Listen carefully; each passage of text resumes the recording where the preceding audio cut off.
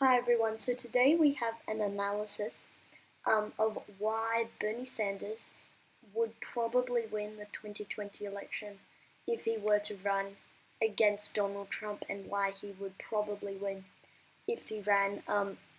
So starting off in the 2020 Democratic primary, I fully expect if Sanders were to run, and if Biden were to run, it would be extremely close.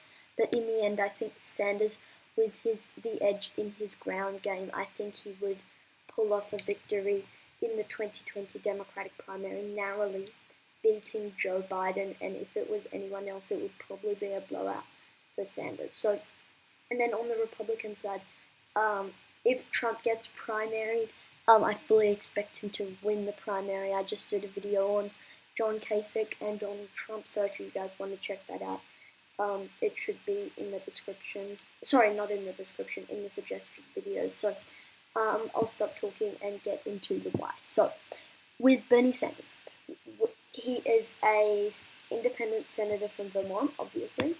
He is he's now very well known across the country. Many people know him, they have a positive view of him. In Vermont, his approval rating is extremely high compared to Trump's.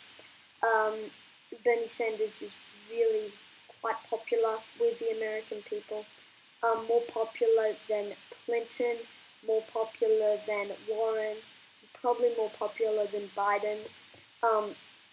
Excuse me. So with that in mind, we saw in the 2016 election results. I'm just going to pull up the 2016 presidential election results. 2016 results. So we can see this is the 2016 results, correct? So we can see that Hillary Clinton, she won the popular vote, as we all know. We know that she won the popular vote.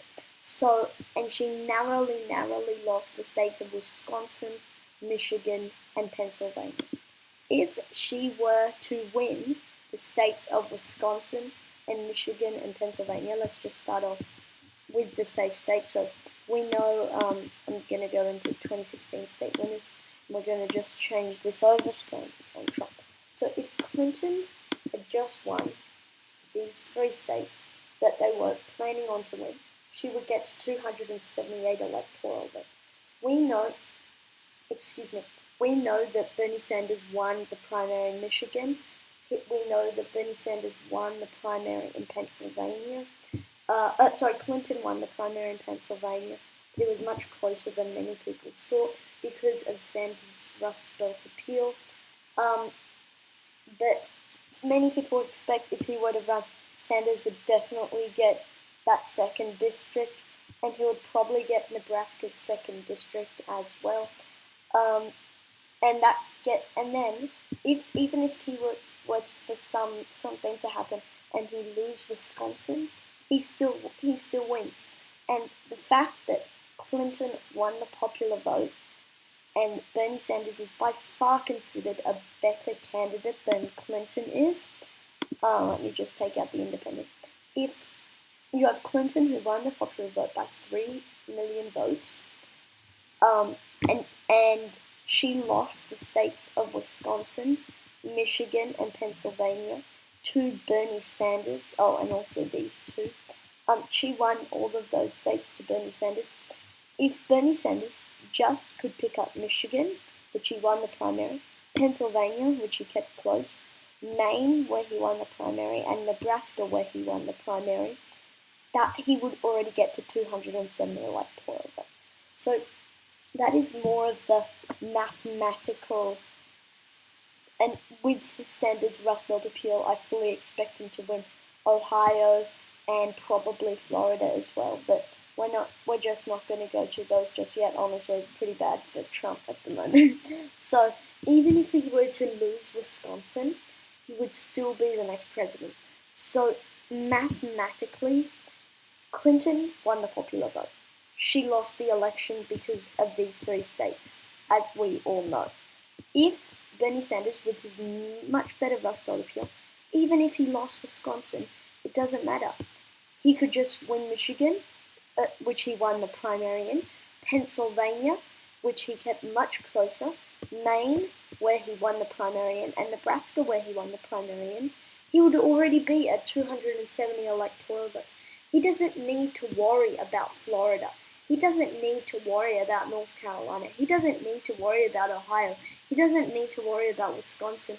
And to be totally honest, he doesn't need to worry about these western states if he just picks some up here in the Rust Belt. He doesn't need to worry about Nevada if he just carried Wisconsin. He doesn't need to worry about Colorado if he carries Wisconsin. So the mathematical truth is that Sanders would probably win in 2020 if he ran against Trump. So that's the mathematical truth. However, there's also another truth. The kind of more, I don't know how to say, the more grassroots campaign always prevails in the end. It always does. Doug Jones beats Roy Moore. Who's it called? But that guy beats Rick Saccone. I keep forgetting his name. But he beat Rick Saccone in a district Trump won by 19 points. There are so many more examples. Trump beats Clinton. Bernie beats Clinton in Michigan in the primaries. There are so many examples. Texas is being kept very, very competitive by Beto O'Rourke. And I expect Beto O'Rourke could possibly pull an upset victory in the Senate seat of Texas. But every time and time again, in the primary, Trump wins. We see time and time again that all of those like PACs and all the rest of it always get defeated over and over again. They always get defeated, and it's always such a surprise. Doug Jones beating Roy Moore, Trump beating Clinton, Sanders beating Clinton in the primary in Michigan. There are so many more upset victories, and partly why I think that Beto O'Rourke is going to keep the Texas Senate seat extremely close.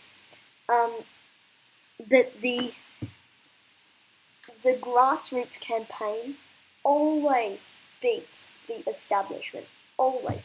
And Trump isn't necessarily part of the establishment, but Bernie Sanders has shown that he is not really part of the establishment, like wing of the Democratic Party, if you will. He's more of the progressive, more of an Elizabeth Warren, more of a Tulsi Gabbard, so more of an Elizabeth Warren, more of a Tulsi Gabbard, more of a, I'm trying to think of more examples. Now you could say Kamala Harris, but I think she might still be a bit too establishment for, but Bernie, I really think he would probably win. And I'm not trying to make this video to try and promote Bernie. I didn't vote for Bernie. I didn't vote for Trump. I didn't vote for Clinton. So I'm not trying to like promote any candidate.